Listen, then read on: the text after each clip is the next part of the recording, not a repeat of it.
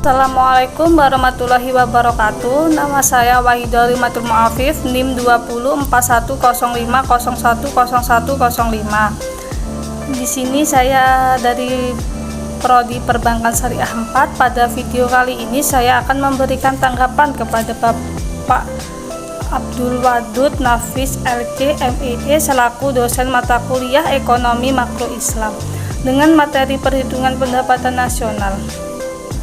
Apa itu pendapatan nasional? Pendapatan nasional adalah nilai total suatu output akhir suatu negara dari semua barang dan jasa yang diproduksi dalam setahun.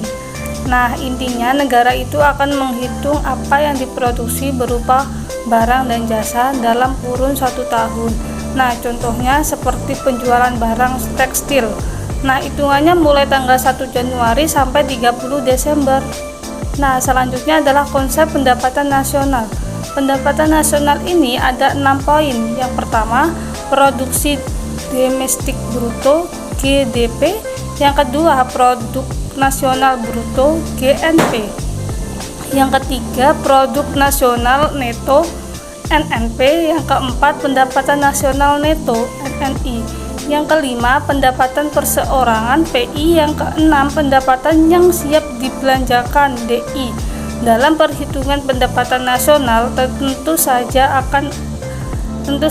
ada manfaat yang kita dapatkan, yaitu sebagai berikut. Yang pertama, mengetahui tingkat kemakmuran suatu negara.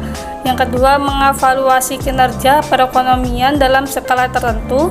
Yang ketiga, mengukur perubahan perekonomian suatu negara secara berkala. Yang keempat, memudahkan dalam membandingkan kinerja ekonomi dari setiap sektor. Yang kelima, sebagai indikator kualitas hidup masyarakat di suatu negara. Yang keenam, sebagai indikator perbandingan kinerja antar negara. Yang ketujuh, sebagai indikator perbandingan kualitas standar hidup antar negara. Yang kedelapan, sebagai indikator perbandingan tingkat pertumbuhan ekonomi dari waktu ke waktu. Yang kesembilan, sebagai indikator perbandingan pertumbuhan ekonomi dari kekayaan suatu negara. Selanjutnya yaitu macam-macam metode perhitungan pendapatan nasional.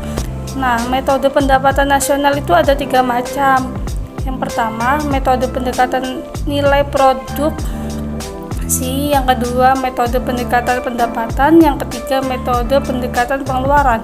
Selanjutnya yaitu pendapatan nasional dalam perspektif ekonomi Islam.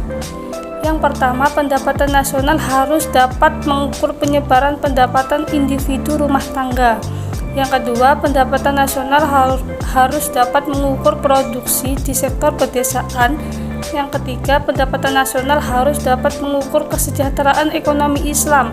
Yang keempat, perhitungan pendapatan nasional sebagai ukur dari kesejahteraan sosial Islam melalui pemberian nilai santunan. Ini sebagai antar saudara. Selanjutnya yaitu sumber-sumber pendapatan nasional dalam ekonomi Islam.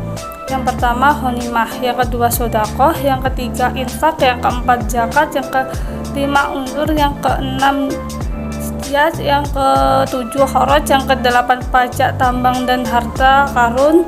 Yang kesembilan, wakaf. Sekian tanggapan dari video saya. Kurang lebihnya mohon maaf. Wassalamualaikum warahmatullahi wabarakatuh.